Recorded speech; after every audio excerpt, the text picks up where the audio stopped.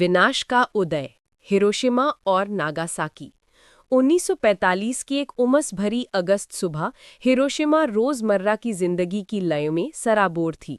सूरज ने जापानी शहर को सुनहरी रोशनी में नहला दिया था। परिवार काम पर जा रहे थे और स्कूल की घंटियां पहली कक्षाओं के लिए बज रही थीं। ये बस एक और सोमवार था जब तक 8:15 पर एक अकेला अमेरिकी B-29 बम्बर साफ आसमान को चीरता हुआ नजर आया। उसके पेट से कुछ गिरा, नीले विस्तार के खिलाफ एक काला बिंदु। नीचे कोई भी अनुमान न लगा सका कि ये प्रलय का संदेशवाहक था। एक परमाणु बम 43 सेकंड की मुक्त पतन में गिरता हुआ। एक पल में दुनिया चूर चूर हो गई। एक झुलसाने वाली चमक ने हजारों को अस्तित्व से मिटा दिया। सूरज के कोर से गर्म एक गोला पैदा किया 4000 डिग्री सेल्सियस पर। 80,000 आत्माएं चमक में विलीन हो गईं। उनका अंतिम दृश्य एक अंधी भोर। लेकिन ऐसी क्रोधपूर्णता क्यों? इस त्रासदी को समझने के लिए हमें द्वितीय विश्व युद्ध की छायाओं में पीछे लौटना होगा, जहां मानवीय महत्वाकांक्षा ने वैश्विक ज्वालाएं प्रज्वलित की। जैसा कि जे. रॉबर्ट ओपेनहाइमर, बम के पिता, ने प्राचीन हिंदू शास्त्र से पंक्तियां फुसफुसाईं, अब मैं मृत्यु बन गया हूं, जगत का संहारक। मानवता के सबसे अंधे आविष्कार के लिए मंच तैयार हो गया था। युद्ध 1939 में हिटलर के पोलैंड पर धावे के साथ फूट पड़ा, राष्ट्रों को गठबंधनों के भंवर में घसीटते हुए। धुरी नाजी जर्मनी, फासीवादी इटली और साम्राज्यवादी जापान के नेतृत्व में मित्र राष्ट्रों के खिलाफ टकराए। ब्रिटेन, सोवियत संघ और एक अनिच्छुक संयुक्त राज्य अमेरिका, फ्रांस और चीन द्वारा समर्थित। अमेरिका महान युद्ध के टोल से आहत तटस्थता की कसम खाई, यूरोप और एशिया के झगड़ों से दूर रहते हुए। वह नाजुक शांति 7 दिसंबर 1941 को टूट गई जब जापान ने पर्ल हार्बर पर हमला किया। एक तारीख जो कुख्याति में जिएगी, रूजवेल्ट ने गरजते हुए कहा, जब जापानी विमानों ने हवाई के नौसैनिक आश्रय को टेढ़े मेढ़े मेटल के कब्रिस्तान में बदल दिया। लेकिन जापान की आक्रामकता अकेलेपन में जन्मी नहीं थी। यूरोप के औपनिवेशिक दैत्यों की तरह ब्रिटेन भारत को निगलता हुआ, फ्रांस इंडो चाइना को जकड़े हुए। जापान ने 20वीं सदी की शुरुआत में अपना साम्राज्य का पीछा किया। वे महान पूर्व एशिया समृद्धि क्षेत्र का सपना देखते थे, एक एकीकृत मोर्चा जो कच्चे शोषण को छिपाता था, अधिग्रहित भूमियों से संसाधनों की लूट। 1931 तक जापान ने उत्तरी चीन में मंचूरिया पर कब्जा कर लिया, सोवियत मंगोलिया पर नजरें गड़ाए। दक्षिणी महत्वाकांक्षाएं फ्रेंच नियंत्रित वियतनाम, लाओस और कंबोडिया पर लक्षित थीं। उन्हें हासिल करने के लिए जापान ने 1940 में फ्रेंच रक्षा को उखाड़ फेंका, खुद को युद्ध के मुख में धकेल दिया। जबकि हिटलर यूरोप का नक्शा फिर से खींच रहा था, जापान एशिया को तराश रहा था, अमेरिका की सतर्क नजर से बेपरवाह। वॉशिंगटन लड़ाई से नफरत करते थे, प्रतिबंधों की ओर मुड़े। तांबा, लोहा और स्टील के निर्यात रोककर टोक्यो की भूख को रोकने के लिए। जब वह फैल रहा तो तेल जापान की युद्ध मशीन का जीवन रक्त 80% अमेरिकी कुओं से प्राप्त सूख गया। अल्टीमेटम सख्त था, चीन से पीछे हटो, धुरी समझौते को छोड़ो या अलगाव का सामना करो। सम्राट हिरोहितो इस दृष्टि के वास्तुकार ने इनकार कर दिया। नजरें तेल से भरे पुरस्कारों पर गई, डच नियंत्रित इंडोनेशिया और ब्रिटिश मलेशिया, लेकिन यह मित्र राष्ट्रों की जमीन थी और फिलीपींस, अमेरिकी मिट्टी रास्ते में खड़ी थी। जापान का हिसाब क्रूर था, पहले हमला करो, अमेरिकी की प्रशांत शक्ति को अपंग कर दो। पर्ल हार्बर पर अचानक छापा उनकी नौसेना को जमीन बांध देगा, बिना प्रतिशोध के विजय प्राप्त करने का समय खरीदेगा। उस फैटेबल संडे को 350 से अधिक जापानी युद्धरथ ने अवदेशित किए, 19 जहाजों को डुबाया, 188 विमानों को गिराया और 2 घंटों में 2400 अमेरिकी जानें ली। फिलीपींस उसके बाद जल्दी गिर गई। कुछ ने इसे बाचाली दुस्साहस कहा, एक सोते हुए दानव को चुभोना और निंद्रा की अपेक्षा करना। अमेरिका गरज कर लौटा, युद्ध की घोषणा की। ब्रिटेन और चीन ने अनुसरण किया। जर्मनी और इटली में बाद के दिनों में ढेर लगा दिया। वर्ष के अंत तक धरती युद्ध क्षेत्र बन गई। विनाश के माध्यम से तेजी से आगे बढ़े। इटली ने 1943 में आत्मसमर्पण कर दिया। हिटलर ने अप्रैल 1945 में बर्लिन के बंकर में गोली मारकर अपना शासन समाप्त किया। जर्मनी उसके पीछे ढहता हुआ। केवल जापान ही हठधर्मिता में चिपका रहा। हानियां शरद पत्तियों की तरह बढ़ती। इस दृढ़ता को सुलझाने के लिए जापानी सैन्यवाद के हृदय में झांके प्रचार और उत्साह का एक विशैला मिश्रण।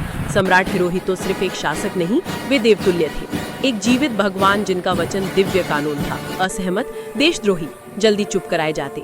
विजय को कृपा के रूप में चित्रित किया, युद्ध को पवित्र कर्तव्य।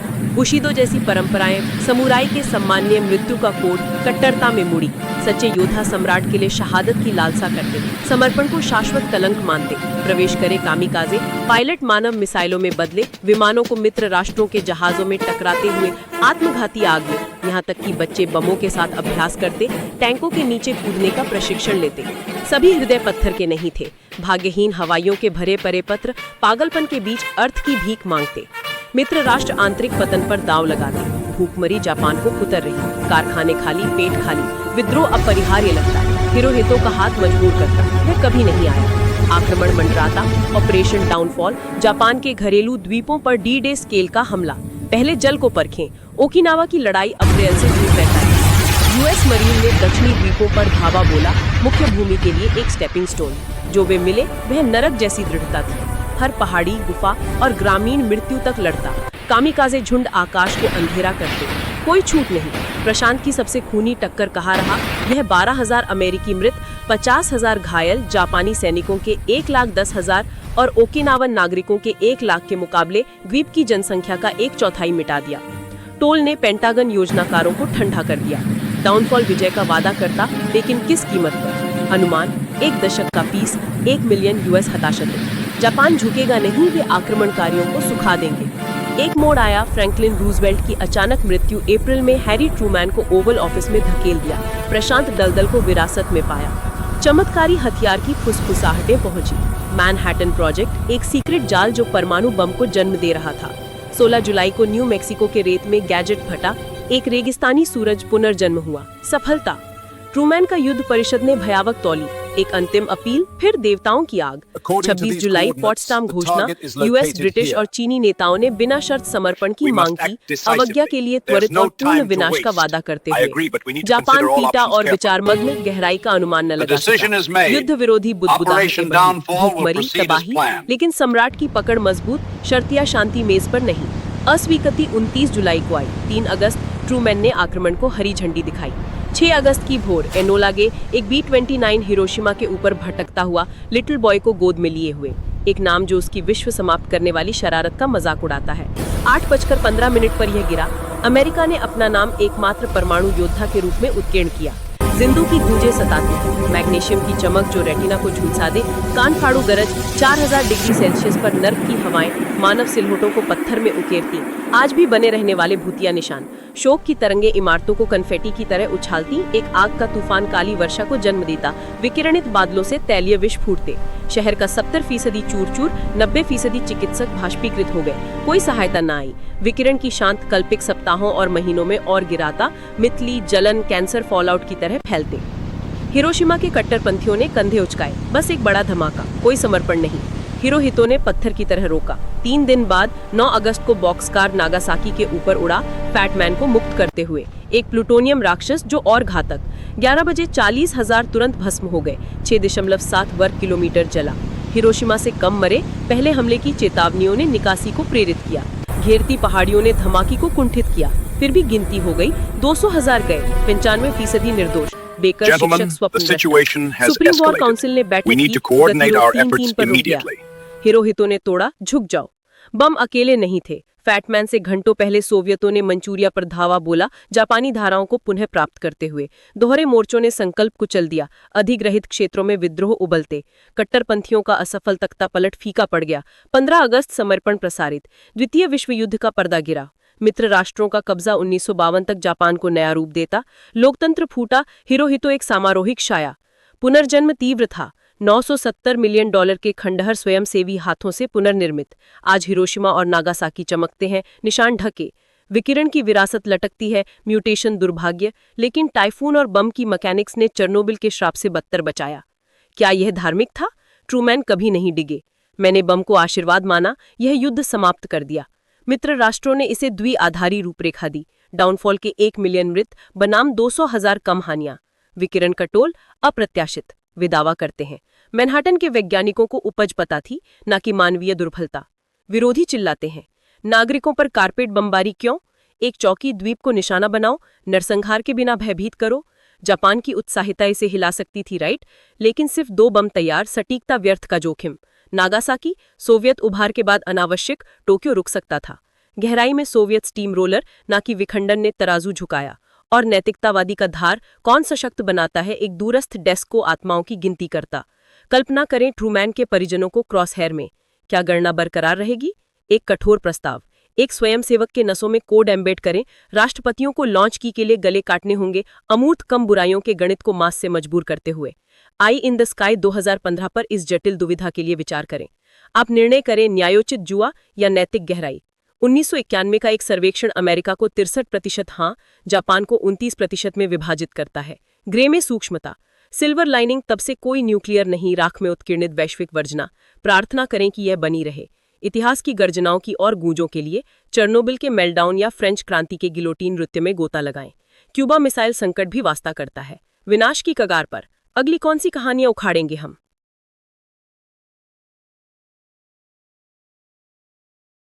विनाश का उदय, हिरोशिमा और नागासाकी। 1945 की एक उमस भरी अगस्त सुबह हिरोशिमा रोजमर्रा की जिंदगी की लय में सराबोर थी। सूरज ने जापानी शहर को सुनहरी रोशनी में नहला दिया था। परिवार काम पर जा रहे थे और स्कूल की घंटियां पहली कक्षाओं के लिए बज रही थीं। यह बस एक और सोमवार था जब तक 8:15 पर एक अकेला अमेरिकी B-29 बॉम्बर साफ आसमान को चीरता हुआ नजर आया। उसके पेट से कुछ गिरा, नीले विस्तार के खिलाफ एक काला बिंदु। नीचे कोई भी अनुमान न लगा सका कि यह प्रलय का संदेशवाहक था। एक परमाणु बम 43 सेकंड की मुक्त पतन में गिरता हुआ। एक पल में दुनिया चूर चूर हो गई। एक झुलसाने वाली चमक ने हजारों को अस्तित्व से मिटा दिया। सूरज के कोर से गर्म एक गोला पैदा कर दिया। 4000 डिग्री सेल्सियस पर 80,000 आत्माएं चमक में विलीन हो गईं। उनका अंतिम दृश्य एक अंधी भोर। लेकिन ऐसी क्रोधपूर्णता क्यों? इस त्रासदी को समझने के लिए हमें द्वितीय विश्वयुद्ध की छायाओं में पीछे लौटना होगा, जहां मानवीय महत्वाकांक्षा ने वैश्विक ज्वालाएं प्रज्वलित की। जैसा कि जे रॉबर्ट ओपनहाइमर, बम के पिता, ने प्राचीन हिंदू शास्त्र से पंक्तियां फुसफुसाईं, अब मैं मृत्यु बन गया हूं, जगत का संहारक। मानवता के सबसे अंधेरे आविष्कार के लिए मंच तैयार हो गया था। युद्ध 1939 में हिटलर के पोलैंड पर धावे के साथ फूट पड़ा, राष्ट्रों को गठबंधनों के भंवर में घसीटते हुए। धुरी यानी नाजी जर्मनी, फांसीवादी इटली और साम्राज्यवादी जापान के नेतृत्व में मित्र राष्ट्रों के खिलाफ टकराईं। ब्रिटेन, सोवियत संघ और एक अनिच्छुक संयुक्त राज्य अमेरिका, फ्रांस और चीन द्वारा समर्थित। अमेरिका महान युद्ध के टोल से आहत तटस्थता की कसम खाई, यूरोप और एशिया के झगड़ों से दूर रहते हुए। वह नाजुक शांति 7 दिसंबर 1941 को टूट गई जब जापान ने पर्ल हार्बर पर हमला किया। एक तारीख जो कुख्याति में जिएगी। रूजवेल्ट ने गरजते हुए कहा, जब जापानी विमानों ने हवाई के नौसैनिक आश्रय को टेढ़े मेढ़े धातु के कब्रिस्तान में बदल दिया।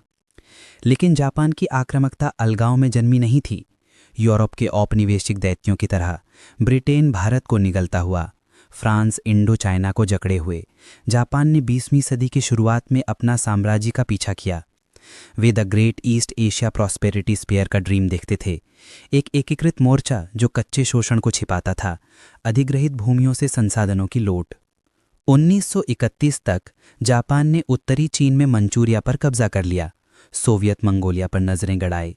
दक्षिणी महत्वाकांक्षाएं फ्रेंच नियंत्रित वियतनाम, लाओस और कंबोडिया, इंडो चाइना के रत्नों पर लक्षित थीं। उन्हें हासिल करने के लिए जापान ने 1940 में फ्रेंच रक्षा को उखाड़ फेंका, खुद को युद्ध के मुख में धकेलते हुए।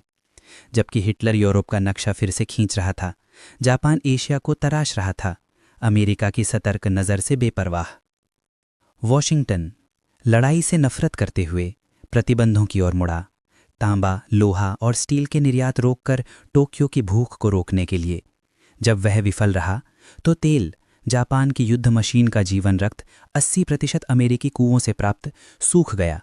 अल्टीमेटम सख्त था, चीन से पीछे हटो, धुरी समझौते को छोड़ो या अलगाव का सामना करो। सम्राट हिरोहितो ने इनकार कर दिया। नजरें तेल समृद्ध पुरस्कारों पर गईं, डच नियंत्रित इंडोनेशिया और ब्रिटिश मलेशिया। लेकिन ये मित्र राष्ट्रों की जमीन थीं और फिलीपींस, अमेरिकी मिट्टी, रास्ते में खड़ी थी। जापान का हिसाब क्रूर था। पहले हमला करो, अमेरिका की प्रशांत शक्ति को अपंग कर दो।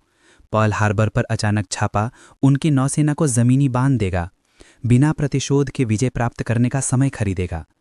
उस धुर्य संधिवार को 350 से अधिक जापानी युद्ध विमान उतर आए, 19 जहाज़ों को डुबाया, 188 विमानों को गिराया और 2 घंटे में 2400 अमेरिकी जानें ली। फिलीपींस उसके बाद जल्दी गिर गई। कुछ नहीं से बाज का ना दुस्साहस कहा, एक सोते दानव को चुभोना और निद्रा की अपेक्षा करना। अमेरिका गरज कर लौटा, युद्ध की घोषणा की। ब्रिटेन और चीन ने अनुसरण किया। जर्मनी और इटली ने दिनों बाद ढेर लगा दिए। वर्ष के अंत तक धरती युद्ध क्षेत्र बन गई। विनाश के माध्यम से तेजी से आगे बढ़ो। इटली ने 1943 में आत्मसमर्पण किया। हिटलर ने अप्रैल 1945 में बर्लिन के बंकर में गोली मारकर अपना शासन समाप्त किया। जर्मनी उसके पीछे ढहती हुई। केवल जापान ही हठधर्मिता में चिपका रहा। हानियां शरत पत्तों की तरह बढ़ती हुई। इस दृढ़ता को सुलझाने के लिए जापानी सैन्यवाद के हृदय में झांकिए, प्रचार और उमंग का एक विषैला मिश्रण। सम्राट हिरोहितो सिर्फ एक शासक नहीं थे, वे देवतुल्य थे, एक जीवित भगवान, जिनका वचन दिव्य कानून था। असहमत, राजद्रोही जल्दी चुप कराए जाते। विजय को कृपा के रूप में चित्रित किया, युद्ध को पवित्र कर्तव्य। बुशीडो जैसी परंपराएं, समुराई के सम्मानित मृत्यु का कोड कट्टरता में मुड़ी। सच्चे योद्धा सम्राट के लिए शहादत की लालसा करते, आत्मसमर्पण को शाश्वत कलंक मानते। प्रवेश करें कामिकाजे। पायलट मानव मिसाइलों में बदल गए, विमानों को मित्र राष्ट्रों के जहाज़ों में टकराते हुए आत्मघाती आग में। यहाँ तक कि बच्चे बमों के साथ अभ्यास करते, टैंकों के नीचे कूदने का प्रशिक्षण लेते। सभी हृदय पत्थर के नहीं थे। भाग्यवती हवाइयों के आंसू भरे पत्र पागलपन के बीच अर्थ की भीख मांगते। मित्र राष्ट्रों ने आंतरिक पतन पर दांव लगाया। भूखमरी जापान को कुतर रही थी। कारखाने खाली, पेट खाली। विद्रोह अपरिहार्य लगता, हिरोहितो का हाथ मजबूर करता। वह कभी नहीं आया। आक्रमण मंडराता। ऑपरेशन डाउनफॉल, जापान के घरेलू द्वीपों पर D-Day स्केल का आक्रमण। पहले जल को परखें। ओकिनावा की लड़ाई, अप्रैल से जून 1945।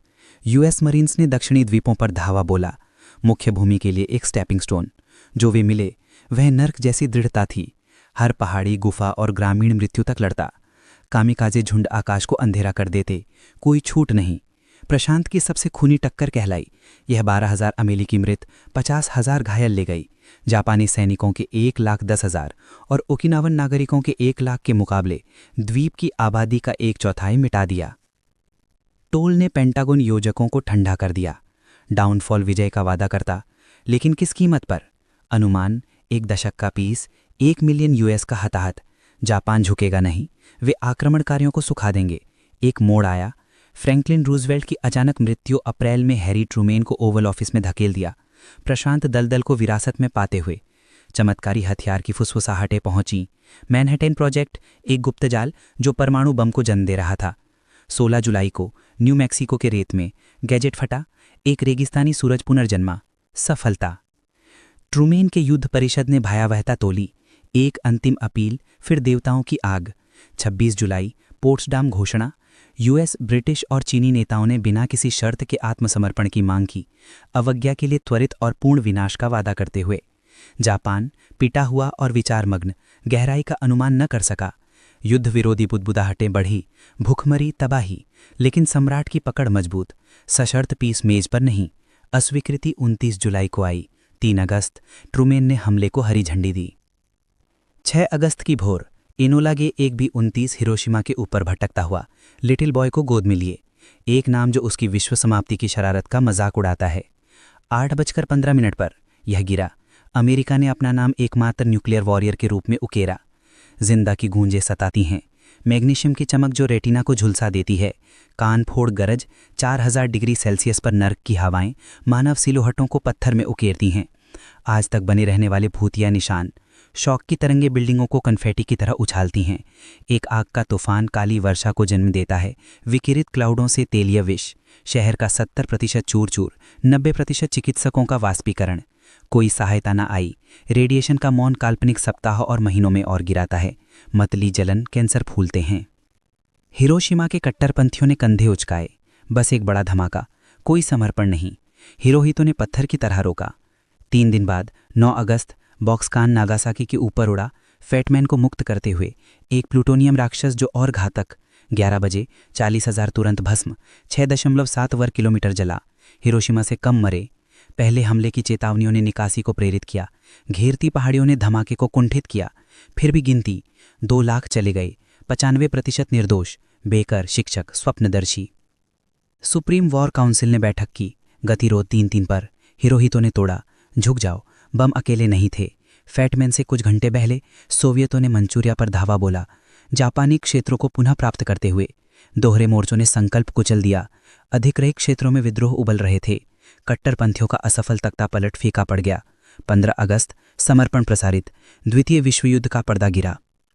मित्र राष्ट्रों का कब्जा 1952 तक जापान को नया रूप देता। लोकतंत्र फूटा, हिरोहितो एक औपचारिक छाया। पुनर्जन्म तीव्र था। $970 मिलियन के खंडहर स्वयंसेवी हाथों से पुनर्निर्मित। आज हिरोशिमा और नागासाकी चमकते हैं, निशान ढके। रेडिएशन की विरासत लटकती है, म्यूटेशन, दुर्भाग्य, लेकिन टाइफून और बम की यांत्रिकी ने चेरनोबिल के श्राप से बदतर बचाया। क्या यह धार्मिक था? ट्रूमैन कभी नहीं डिगे। मैंने बम को आशीर्वाद माना, इसने युद्ध समाप्त कर दिया। मित्र राष्ट्रों ने इसे द्विआधारी रूपरेखा दी। डाउनफॉल के 1 मिलियन मृत के बनाम 2 लाख कम हानियां। रेडिएशन का टोल अप्रत्याशित, वे कहते हैं। मैनहट्टन के वैज्ञानिकों को उपज पता थी, न कि मानवीय दुर्बलता। विरोधी चिल्लाते हैं, नागरिकों पर कारपेट बमबारी क्यों? एक चौकी द्वीप को निशाना बनाओ, नरसंहार के बिना भयभीत करो। जापान की उत्साहिता इसे हिला सकती, राइट, लेकिन सिर्फ 2 बम तैयार, सटीकता व्यर्थ का जोखिम। नागासाकी, सोवियत उभार के बाद अनावश्यक। टोक्यो रुक सकता था। गहराई में सोवियत स्टीम रोलर, न कि विखंडन ने तराजू झुकाए। और नैतिकता का धार कौन सा शक्त बनाता है? एक दूरस्थ डेस्क को आत्माओं की गिनती। कल्पना कीजिए ट्रूमैन के परिजनों को क्रॉस हेयर्स में, क्या गणना जोट रहेगी? एक कठोर प्रस्ताव, एक स्वयंसेवक के नसों में कोड एम्बेड करें। राष्ट्र